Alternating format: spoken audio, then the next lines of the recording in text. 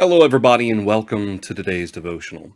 This is going to be a short devotional today, coming from First Peter chapter 2 and verse 11. Peter tells the brethren, "Beloved, I beg you, as sojourners and pilgrims, abstain from fleshly lusts which war against the soul." He has finished reminding these brethren to whom he's writing about the need for them to remain grounded in Christ Jesus, how that they are, according to the New Testament, they are a priesthood. All Christians are a part of this priesthood according to the order of Melchizedek as Christ. But notice in verse 11 that he refers to them as sojourners and pilgrims. And this isn't just, of course, First and Second Peter are quote unquote to the dispersion in Pontus, Galatia, Cappadocia, Asia, and Bithynia, to the pilgrims of the dispersion. He says.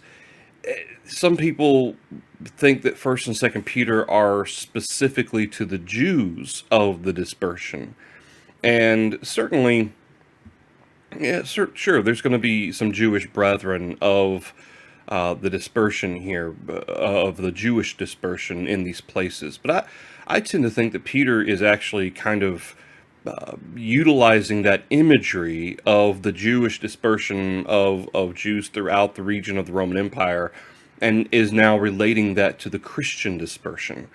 And so I believe that chapter 1, verse 1, it's to the Christian pilgrims, not just Jewish or Gentile necessarily, but to the Christian pilgrims of the dispersion in Pontus, Galatia, Cappadocia, Asia, and Bithynia.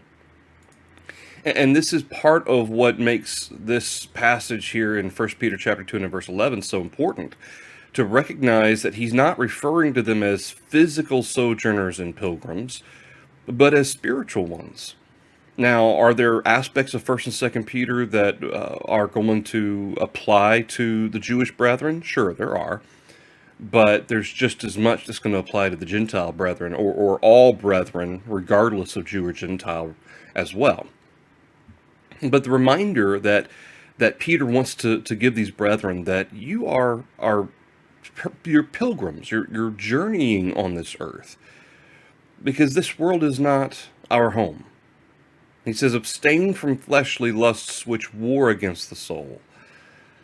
This is the perspective that every Christian should have, that this is not our home.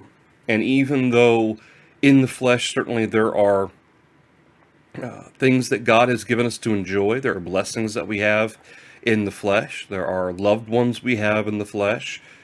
Even so, the perspective that we have to maintain is the fact that this is not the be-all and end-all.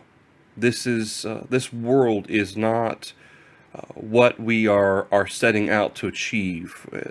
This world isn't going to last. That's why Peter calls on them to remember that they're sojourners and pilgrims, for one thing. But then he says to abstain from fleshly lusts. These would be sinful fleshly lusts, which war against the soul. There's this recognition that the pilgrims and sojourners, you can't get bogged down, you can't get too attached to the things of this world.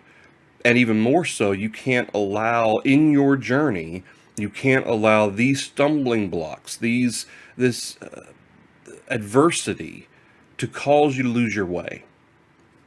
And I think it's really interesting that he describes this fleshly lust which war against the soul, and that parallel to the fact that these are the things that we're fighting because we want to get to heaven. That's what sojourners and pilgrims, it goes back to being soldiers and pilgrims and looking out for our soul. And this is why the Hebrew writer refers in Hebrews chapter 11, as he talks about the faith of Abraham and Noah and Sarah, and he describes in verse 13, these all died in faith, not having received the promises, but having seen them afar off, were assured of them, embraced them, and confessed that they were strangers and pilgrims on the earth. For those who say such things declare plainly that they seek a homeland. And then in verse 16, but now they desire a better, that is a heavenly country or place. Therefore God is not ashamed to be called their God, for he has prepared a city for them. And the reminder of the fact that we are pilgrims on this earth, and the fact that all the people of faith, they all died having that recognition, having that perspective that this isn't our home.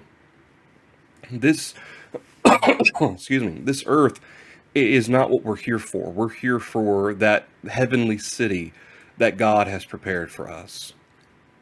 And I think that's important perspective to maintain for us, that we continue to remember, excuse me, that no matter what happens in this world, no matter the sorrows or the difficulties that we face, that we never lose sight, never lose perspective, that in the end, this life is not about this world. It's not about the things of this world, the fleshly lusts of this world, the sin of this world.